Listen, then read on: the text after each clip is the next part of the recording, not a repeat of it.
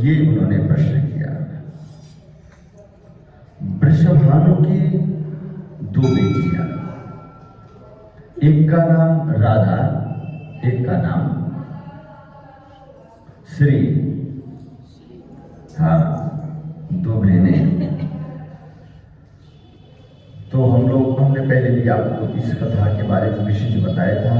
जब राधा जी का नाम लेते हैं तो हम हाथ उठाते हैं। तो कई लोग तो ऐसा कहते हैं कि हम आपकी शरण में हैं, सबके शरण में हम माता रानी के नाम लेते हैं, उनके शरण में भी हैं। परंतु विशेष करके जब राधा जी का नाम लेते हैं तो हम हाथ उठा करके क्यों, क्या संकेत करते हैं, क्या बताना चाहते हैं, हम सुना है, इस बारे में आपको जानकारी है। परंतु कथाओं में ये आता है कि हाँ, हम जरूर कोई संकेत करते हैं। जैसा भगवान के नाम उच्चारण में जब हम ये संकेत करते हैं कि हम नाचते हैं, क्यों? नाच कहाँ से आ जाती है? अंदर से ऐसी भावना आ जाती है कि आपके भजन में हम खुश हैं, हम प्रसन्न हैं, तो आप भी प्रसन्न हो जाएंगे। बोले गोविंद भगवान की। भावना वो आ जाती है। अब यहाँ पर क्या संकेत किया? जब हम हाथ जोड़कर नतमस्तक होते हैं तो हमारी संकेत ये है कि हम आपके शरण हैं। और ये संकेत है, मुद्राएं होती है। जैसे एक मुद्रा होता है, जैसा देवताओं को प्रदर्शन करने के लिए देव पूजन के बाद धेनु मुद्रा, ग्रास मुद्रा, ऐसे मुद्राएं दिखाई जाती हैं भगवान जी को प्रसन्नता के लिए। ऐसे ये संकेत किस चीज का संकेत है? जब राधा जी का नाम लेते तो हाथ खड़ा कर लेते, दोनों हाथ खड़ा करके जय जय श्री राधे। क्यों? यहां पर वृषभानु की 2 बेटियां और भगवान श्री कृष्ण जी का प्रेम राधा जी के साथ, और बरसाने में भगवान श्री कृष्ण जी का पधारना, और उसके बाद जब उनके साथ जब मिलना हुआ तो श्री जी हैं 10 महाविद्याओं में सर्वश्रेष्ठ आद्य जगदम्बा मां ललिता जी हैं, और ललिता जी का ही एक अवतार के रूप में श्री जी। और श्री जी ने 8 सिद्धियों को दिया कृष्ण कन्हैया लाल को। 8 सिद्धियां देने वाले मनुष्य जन्म होके आए, मनुष्य शरीर लेके आए भगवान श्री कृष्ण जी अवतरित हुए हैं। अब वहां पर ये कथा आती है कि आद्य शक्ति जगत जननी माता ललिता जी ने श्री के रूप में आकर के भगवान श्री कृष्ण जी को 8 सिद्धियां दी। और जिस 8 सिद्धियों के बल पर प्रभु भगवान श्री कृष्ण जी ने संपूर्ण राक्षसों का वध किया। ये 8 सिद्धि को क्यों दिया? क्योंकि मेरी बहन के साथ इनका प्रेम है। इसलिए तभी से राधा जी ने कह दिया, जब कोई सबसे पहले मेरा नाम लेंगे, मेरे से पहले बड़ी वो है बहन, उनका नाम लेना है। तो इसलिए श्री राधे, जय जय श्री राधे। तो ऐसा क्यों? क्योंकि ऐसा करने से हमें भी हो सकता है सारी 8 सिद्धियां ना मिले, कुछ सिद्धियां तो मिल जाएं। आशा करनी चाहिए, हैं? परमात्मा से तो हम आशा ही करते हैं। तो इसलिए वो संकेत है, हम आपको भी स्मरण कर रहे हैं, हम साथ में आपकी बड़ी बहन श्री जी, हम उनको भी याद करते हैं। ये संकेत है। बोले गोविंद भगवान की। ब्रह्मण सर्वास गोपीषु राधिका वृषभानुजा कथम सा दैता विष्णु पूजनीया च कार्तिकेय। उन्होंने ये भी कहा कि वृषभानु की पुत्री राधिका ही संपूर्ण गोपियों से अधिक प्रिय क्यों बनी। हाँ, तथा कार्तिक मास में विष्णु भगवान के साथ उनकी पूजा क्यों होती है। इस आश्चर्यजनक गोपाल चरित्र को सुनने के लिए हम उत्सुक हैं। कृपया कृपया विस्तार से बताएं। नारद जी बोले पूर्व मनवंतर से पांचाल देश में, हाँ पहले भी ये कथा आई थी है ना, सुना है किसी नहीं सुना? पूर्व मनवंतर में पांचाल देश में वहां के राजा प्राचीन बरही ने एक हरि मंदिर बनवाया था। प्राचीन बरही की कथा तो आई थी, बाकी ये वाली कथा नहीं है। और उसमें राजा ने भगवान विष्णु की एक ऐसी मूर्ति स्थापित की जो करोड़ों कामदेवों के समान सुंदर थी। उस मंदिर में प्रतिदिन श्री विष्णु भगवान की पूजा बहुमूल्य वस्तुओं द्वारा की जाती थी। हीरे मोती जवाहरात, भगवान नारायण को प्रसन्न करने के लिए हीरे मोती जवाहरात स्वर्ण अलंकार जिससे पूजन करने से भगवान नारायण जी प्रसन्न हो जाते हैं। कहते हैं नमस्कार प्रियो भानु विष्णु अलंकरणे प्रिय। अगर आपने सूर्य नारायण को प्रसन्न करना है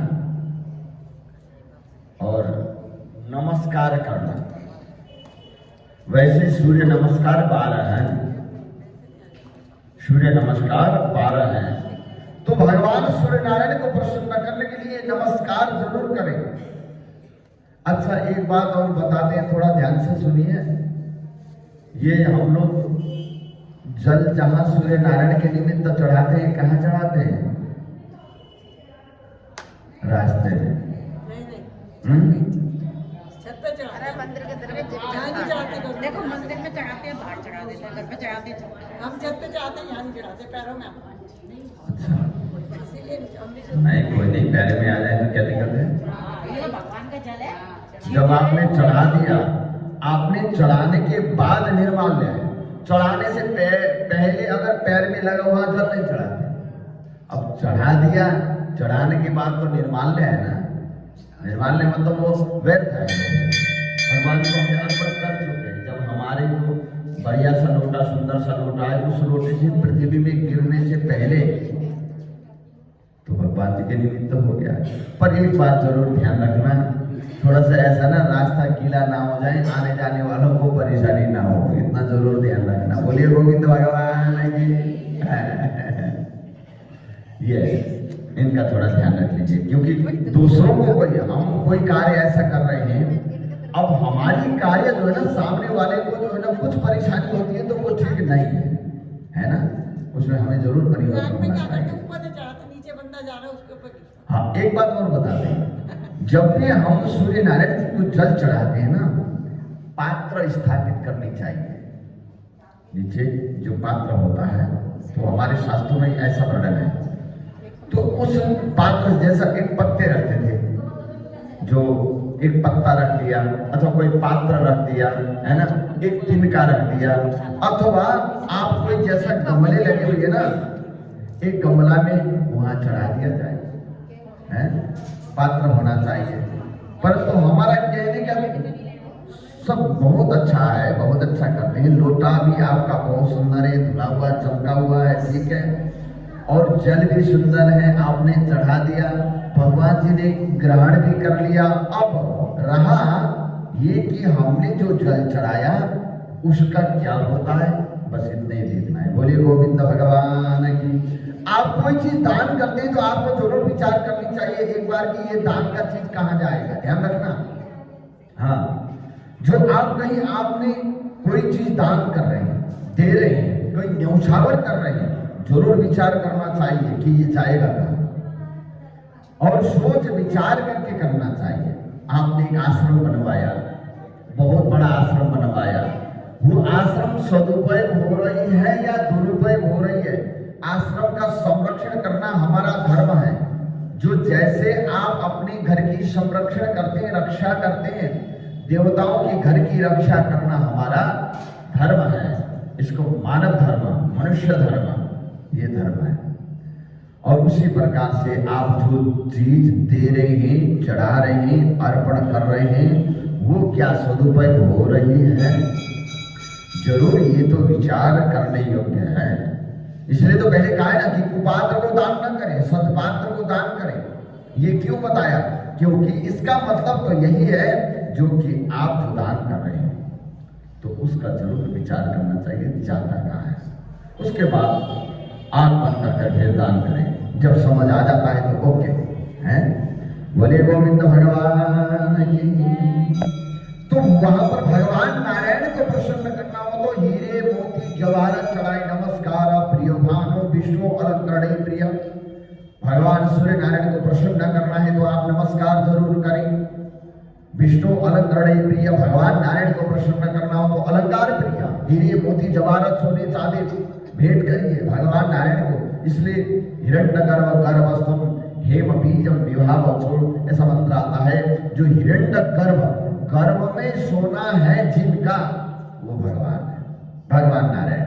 हाँ, और उसमें भी कहा है, गीता में भी कहा है ना, मैं धातुओं में सोना हूं, धातुओं में मैं सोना हूं, सर्वोत्तम भगवान नारायण जी कहते हैं। परंतु एक बात और बताते हैं, सोने में कलियुग का वास भी है।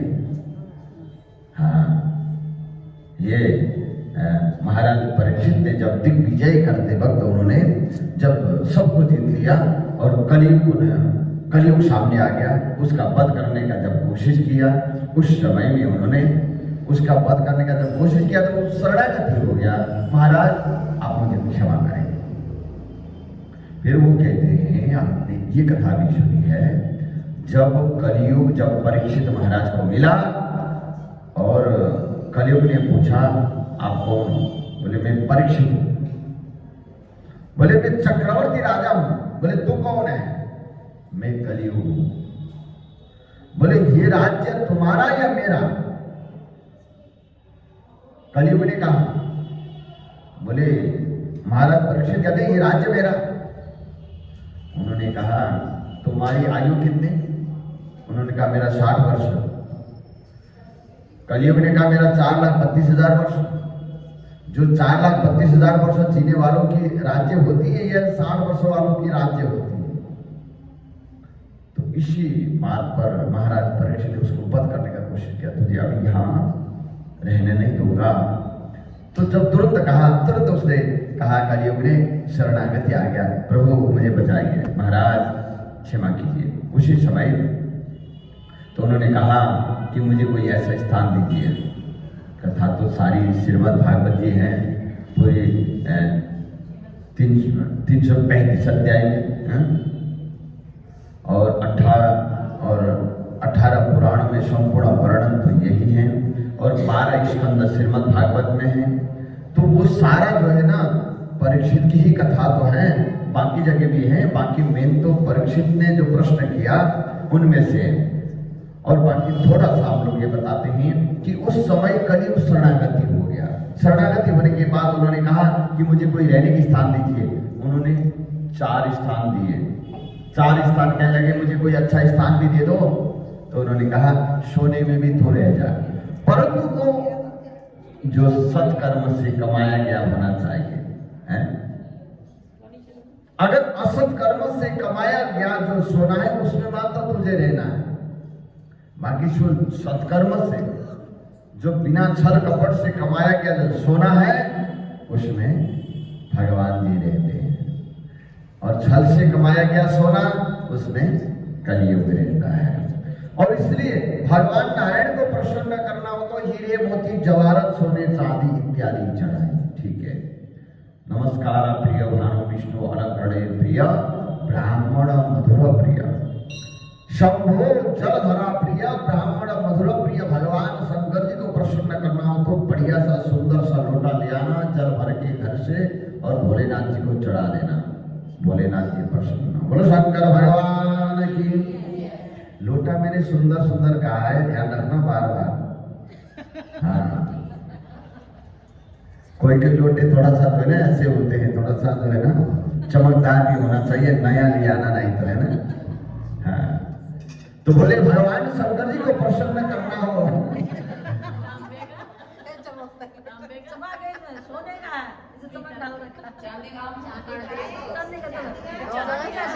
हाँ, भगवान शंकर जी को प्रसन्न करना हो तो जलधारा शंभो जलधारा प्रियम ब्राह्मण मधुर प्रियम। पंडित जी को अगर खुश करना हो तो मीठा जरूर चाहिए। बाकी इतना मीठा भी नहीं कि ब्राह्मण ज्यादा प्रसन्न हो जाए, मतलब 2-4 लड्डू खिलाएं और दूसरे दिन पंडित जी घर बैठ जाए ना, कथा में ना आए। ब्राह्मण मधुर प्रिय, और ब्राह्मण को प्रसन्न करना हो तो मधुर प्रिय, मीठा। इसलिए ब्राह्मण भोजन में मधुर मीठा जरूर चाहिए, है ना। का सब कुछ मिलेंगे, हाँ। खाना मीठा सब, बिल्कुल, खट्टा बहुत मीठा बढ़िया। चटनी, आलू पूरी, हाँ। सब पर मिलेंगे क्या? ठाकुर जी सब कुछ खाएंगे। और पृथु महाराज ने यही प्रश्न किया था। उसमें राजा ने भगवान विष्णु की एक ऐसी मूर्ति स्थापित की जो करोड़ों कामदेवों के समान सुंदर थी। उस मंदिर में प्रतिदिन विष्णु भगवान की बहुमूल्य चीजों से वो पूजा किया करता था। ध्यान से सुने, वहां देवियों जैसी सुंदर एक नृत्य निपुणा स्त्री भी थी, और जिसके गीतों को सुनकर लोग मोहित हो जाते थे। हाँ, और वह निश्चल से खड़े रहते थे। जब उसे हरि के सानिध्य में नृत्य करने का जब समय मिलता, तब संपूर्ण सब लोग उसे जो है देखने के लिए वहां पहुंच जाते। और भजन भी उनका सुंदर था, नृत्य भी सुंदर था, स्वरूप भी सुंदर था, और सारा नगर उस समय सुना हो जाता था। वह लोगों को मोहित करके धन कमाती थी। एक दिन कार्तिक मास की प्रबोधनी एकादशी को उसने भगवान विष्णु की मूर्ति की ओर देखा है। जब उसने नाचते समय श्री विष्णु भगवान जी की प्रतिमा की ओर विशेष रूप से देखा, तो उसके रूप श्रृंगार पर मोहित होकर इस प्रकार सोचने लगी कि ये श्री नारायण अत्यंत अद्भुत रूप वाले हैं। यदि ये मेरे कंठ में अपनी बाहें डालकर साथ साथ नृत्य करें तो कितना अच्छा लगता होगा। मन में सोच आया, मन में विचार आया। इस प्रकार सोचते हुए उसने हाँ भाव से नृत्य करते हुए सारी रात बिता दी। प्रातःकाल उसे जागरण का फल प्राप्त हुआ, तथा जो कामना की थी वह इस प्रकार पूर्ण हुई कि कुछ वर्षों के बाद जब वह अपने संपूर्ण धन का दान करके मृत्यु को प्राप्त हो गई, तो स्वर्ग में पहुंचकर देवांगनाएं बनी, और वहां भी वह रूप यौवन शालिनी तथा संगीत में निपुण थी। भगवान की कृपा से हमारी जो है संगीत में निपुणता आ जाती है। संगीत जो है ना इस जन्म में सीखने से नहीं होता। 3 प्रकार की विद्याएं होती है। कोई जानते हैं, भजन पूरी याद होती है, गा नहीं सकते। और कई लोग क्या है कि नाचने का देखने में बड़ी इच्छा होती है, नाचना नहीं जानते। मतलब सीखने से भी नहीं होता, सीखने से भी वही जानता है जिनका प्रारब्ध है। जो सारस्वत विद्या 3 प्रकार के होते हैं। एक होता है पूर्व जन्म से ही जो है ना भगवान की कृपा हुई, एक बहुत प्रयास करने से हुई, एक पूर्व जन्मों के सत्कर्म से, आदि होता है जो भी है। तो कहने का ये तात्पर्य है, जहाँ भगवान की कृपा होती है वही संगीत में निपुण हो सकता है, ज्ञान हो सकता है। वाणी तो तभी आती है जब भगवान की कृपा होती है। और ये हमारे अग्रवाल साहब भजन गाते थे ना, क्या है, टूटी हुई वाणी से गुणगान कैसे गाऊं। और जो कि हम कुछ नहीं कर सकते, अगर उनकी कृपा हो तभी प्रस्फुटित हो जाती है। और यहाँ पर क्या हुआ, तो उसके बाद भी देवांगनाएं बनी। स्वर्ग में भी जो है वो सुंदर और रूप यौवन शालिनी संगीत में निपुण बनी। एक समय उसने स्फटिक पत्थर दर्पण के भीतर अपना रूप देखा।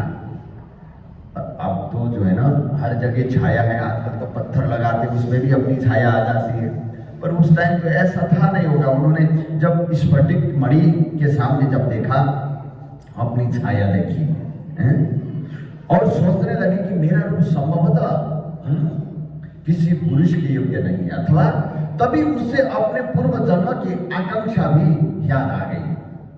तब उसने निश्चय किया कि मैं श्री कृष्ण भगवान जी के साथ ही नृत्य करूंगी, तथा ब्रह्मचारिणी रहकर किसी को अपना पति नहीं बनाऊंगी। उस चंद्रकीर्ति नामक सुंदरी का मन श्री कृष्ण भगवान जी की मूर्ति में लग गया, तथा वह प्रेम मग्न होकर भगवान श्री कृष्ण जी के चरित्रों का गायन करने लगी। इसके बाद जब पृथ्वी अपने बोझ से पीड़ित होकर के ब्रह्मा जी के पास चली गई, तब ब्रह्मा जी ने श्री हरि से ये कह दिया, हे प्रभु, राम अवतार में आपने एक पत्नी व्रत का पालन किया था, अब अगले जन्म में आप देवताओं की स्त्रियों की प्रसन्नता के लिए उनके साथ क्रीड़ा करें। यह कहकर ब्रह्मा ने देवताओं की स्त्रियों को श्री कृष्ण भगवान जी के साथ क्रीड़ा करने का आदेश दिया। ब्रह्मा जी बोले, किशोर अवस्था में गोप कन्या तथा युवा अवस्था में राजकन्या बनकर सभी देवी स्त्रियां श्री हरि को प्रसन्न करें। यह सुनकर चंद्रकीर्ति ने ब्रह्मा जी से कहा, हे विधाता, मैं अपने पूर्व जन्म के मनोरथ को बताती हूँ। हे पितामह, पृथ्वी पर पहुंचकर और हम सब सती स्त्रियां श्री कृष्ण भगवान जी से प्रेम करें। मैं भी प्रेम पूर्वक भगवान के साथ नाचूं और वह मुझे सर्वाधिक प्रेम करें। आप मेरी इस इच्छा को पूरा कीजिए। तब ब्रह्मा जी ने कृष्ण अवतार के समय देवताओं को भी पृथ्वी पर अवतरित होने की आज्ञा दी। और नंदराय के ब्रज क्षेत्र में वृषभानु नामक एक गोप रहते थे। उनके घर में राधा नामक एक अत्यंत सुंदरी पुत्री ने जन्म लिया और वह पूर्व जन्म की चंद्रकीर्ति नामक देवांगनाएं थी। हाँ, और एकादशी तिथि में जागरण के पुण्य प्रभाव से ब्रह्मा ने उसकी कामनाओं को पूर्ण किया और उसने ही राधा नाम से श्रीधाम वृंदावन के रासोत्सव में अन्य गोपियों के साथ अद्भुत नृत्य किया। अनेक जन्मों से आकांक्षा रखने वाली उस राधा नामक अद्भुत गोपी ने श्री कृष्ण भगवान जी के साथ नृत्य करते हुए अपने जन्म को कृतार्थ किया। और इसलिए राधा नाम वह गोपी अन्य गोपियों की तुलना में श्री हरि को अधिक प्रिय थी। इसी कारण वह कार्तिक महीने में श्री राधा दामोदर यानी दामोदर जी के साथ विशेष भाव पूजनीय है। और भगवान श्री कृष्ण जी के साथ राधा जी का जो हम पूजन करते हैं, राधा भगवान श्री कृष्ण जी की आत्मा के रूप में, मन के रूप में, और भगवान श्री कृष्ण जी के साथ क्रीड़ा करती है। तो इस प्रकार नारद जी पृथु महाराज को बताते हैं और इन्हीं कथा प्रसंगों के साथ हम ये वाली अध्याय तो यहीं पर समाप्त करते हैं। आगे यहीं विश्राम करते हैं। आगे हम आज एकादशी महात्म्य का हम श्रवण करेंगे। बोलिए एकादशी।